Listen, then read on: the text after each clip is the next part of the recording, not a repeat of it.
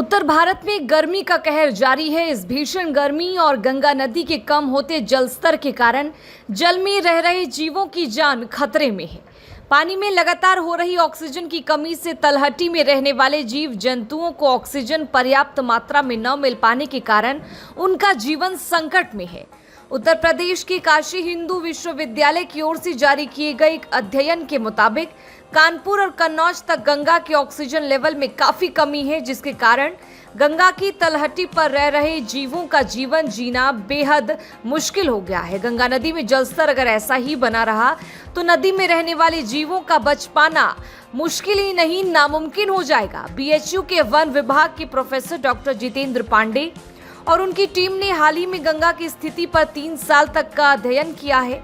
वाराणसी में 80 घाट के सामने की सतह से नीचे गंगा की तलहटी में 300 मीटर के नीचे ऑक्सीजन का स्तर 3 मिग्रा प्रति लीटर से भी कम पाया गया, जो ऑक्सीजन के मानक स्तर से भी कम है। कानपुर में इसकी स्थिति और भी दयनीय है, जहां कानपुर और कन्नौज में 600 मीटर के निचले स्तर पर है। आमतौर पर ऑक्सीजन का जल स्तर 5 से 6 मिग्रा प्रति लीटर होना चाहिए। गंगा के जल स्तर के नीचे होने का कारण है सीवेज और ड्रेनेज सिस्टम। इस सिस्टम के जरिए कार्बन और प्रदूषण जल में आसानी से घुल रहा है।